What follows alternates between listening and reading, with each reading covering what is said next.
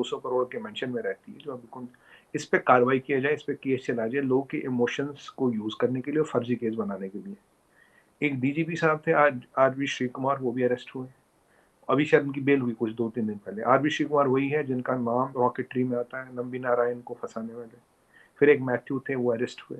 उसके बाद एक संजीव भट्ट है, वो तो खैर अब भी जेल में ही है। और कांग्रेस गवर्नमेंट ने 7.2 करोड़ का एड दिया था, ग्रांट दिलवाया था तीस्ता सेतलवाड़ के एनजीओ को, जिसमें से करीब 3 करोड़ उसने लेदर एसेसरीज, परफ्यूम, यॉचिंग पे, बोटिंग पे, फॉरेन ट्रिप पे खर्च किए।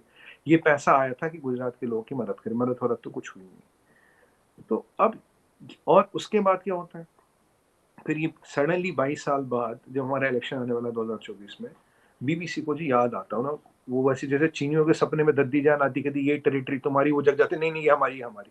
वैसे इनके सपने में भी पर दद्दी जान आ गई। पर उसने क्या बोला, अब तुम ये डॉक्यूमेंट्री निकालो। अगर ये डॉक्यूमेंट्री बनाई थी तो 22 साल क्यों लगे निकालने में? जब ये when this case is done and dusted by the Supreme Court of India, तब आप इसको क्यों, why are you casting aspersions on the Supreme Court of India? तीसरी बात, सुप्रीम कोर्ट भारत की जुडिशरी दुनिया में सबसे बड़ी जुडिशरी, सबसे ट्रांसपेरेंट जुडिशरी है।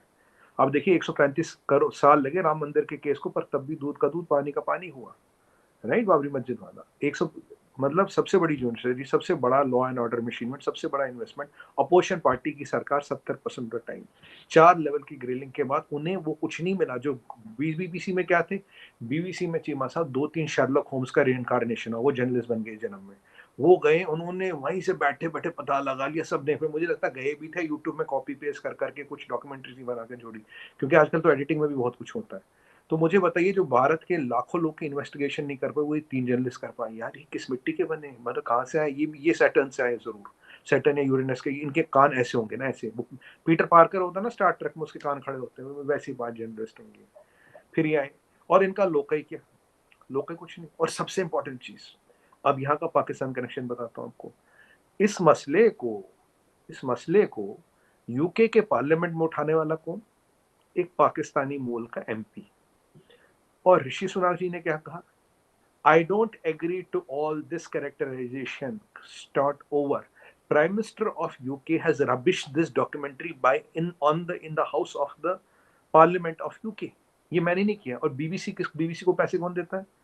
सरकार। बीबीसी के पैसे कहाँ से आते हैं? तनख्वाह के पैसे कौन देता है?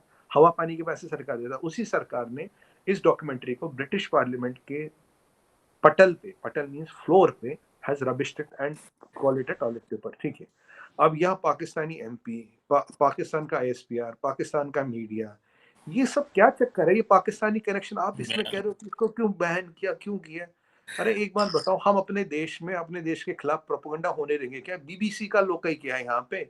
अगर डॉक्यूमेंट्री बनाई थी जब ये घटना हुई तब बनाई ना, 22 साल तो क्या क्या कहाँ छुपा रखी थी? और जैक स्ट्रॉ का अब क्या लेना देना? ऐसे तो कितने लोग आए गए, और जैक स्ट्रॉ ने क्या बोला, आपके दिस इज कहने का सम। मकसद सुमित भाई, आप कहीं ये तो नहीं कह रहे ये पाकिस्तान ने करवाया सारा कुछ? मैं कह रहा हूँ इसमें पाकिस्तान का कनेक्शन भी है कहीं ना कहीं। देखिए आपकी जो सिंक्रनी बैठती है ना हर जगह, आपकी सिंक्रनी यहाँ कुछ लोगों के साथ बैठती है, और यहाँ वहाँ आपके मूल का एमपी, वहाँ आईएसपीआर कह रहा भाई ये दुनिया भर में इसको बड़ा मसला बनाने की कोशिश हो रही है। एक बात बताओ, हमने यहाँ सैटनिक वर्सेस भी तो बैन की, हमने कई सारी किताबें, कई सारी पिक्चरें पहले भी तो बैन की, उस पर तो आप सवाल नहीं उठा रहे। भाई सुमित भाई वो बैन क्यों की? वो चलने देते, देखते उसमें क्या है। हमें लगा लॉ एंड ऑर्डर खराब हो सकता है, कई पिक्चरें, कई डॉक्यूमेंट्री बैन कर चुके। यूपीए भी एनडीए के टाइम पे भी बैन हुई है, किताबें, कई सारी मूवीज बैन हुई है।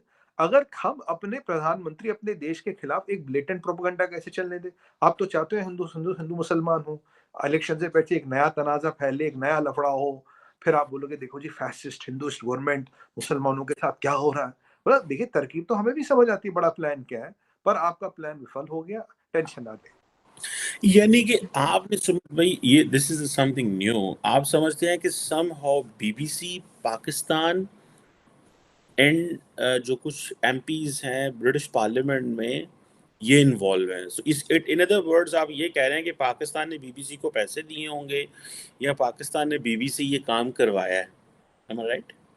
मैं समझाता हूँ। देखिए किसने किसको पैसे दिए, किसने किससे पैसे लिए, ना मुझे पता, ना मैं उस पर कुछ कमेंट कर सकता हूँ। मैं, मेरे सामने तो हुआ नहीं है। बट मैं सिर्फ एक जियो पॉलिटिक्स में चीमा साहब आपको तार जोड़ने पड़ते हैं। एक तार दिख रहा मुझे, एक डॉक्यूमेंट्री 22 साल बाद नमूदार होती है, तब होती है जब honourable supreme Court of India has rubbish this case. उस डॉक्यूमेंट्री की औकात उसके उस डॉक्यूमेंट्री की औकात उसके पार्लियामेंट में कुछ नहीं है।